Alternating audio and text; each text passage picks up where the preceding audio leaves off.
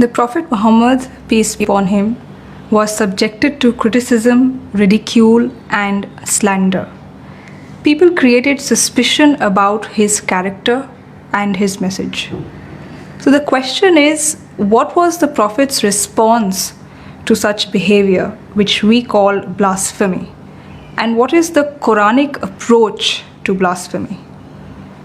There is a verse in the Quran which tells us that after listening to the Prophet's recitation of the Quran, some people said to him, "He is certainly mad." And the following verse says that yet the Quran is a reminder for all mankind.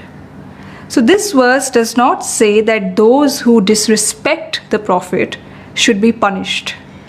Rather, it offers logical refutation.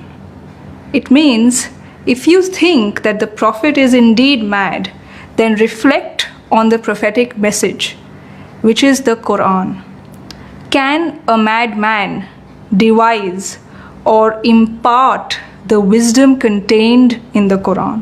The Quranic way to respond to disagreements is by providing intellectual reasoning for one's perspective and not demanding that the critic be eliminated or the critique be censored or banned.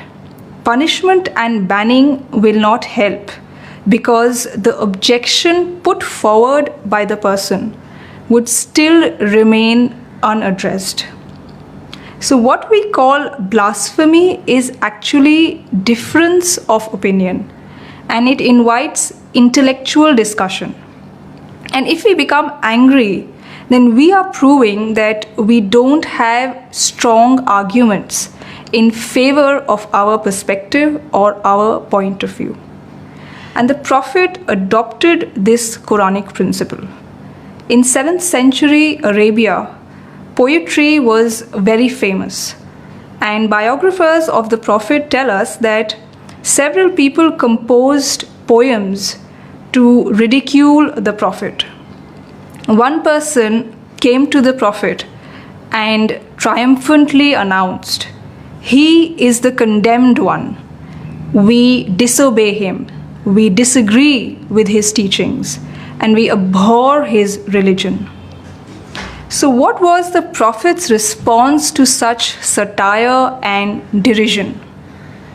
The Prophet dealt with all of this very creatively.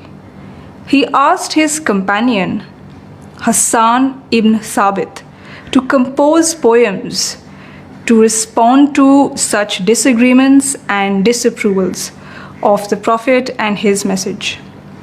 So the Prophet's way was an idea in return for an idea, a statement in return for a statement. And if today we respond to critique of the Prophet by mindlessly venting fury and employing force at anything that comes our way, then that would be an unwarranted response to a statement or a social media post. And the Quran calls it transgressing one's limits or exceeding one's bounds. And another very prominent Quranic approach to insult is avoidance.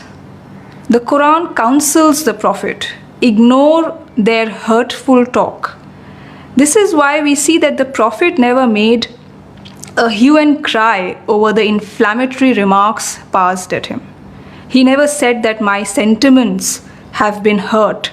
People are pouring scorn at God's Prophet. The Prophet never said any of these things. Rather, he simply avoided. And there is immense wisdom behind this approach, which is expressed in a saying of Hazrat Umar Farooq. He said that falsehood dies by being silent about it. And today, this approach needs to be adopted all the more. Prophet's life and sayings have been preserved in books of his biographies and his traditions. So if someone makes a statement about the Prophet, it can always be judged based on the record of his life and sayings. And if this imputation does not find support in the corpus of the Prophet's life and teachings, it would automatically be discarded and stand rejected.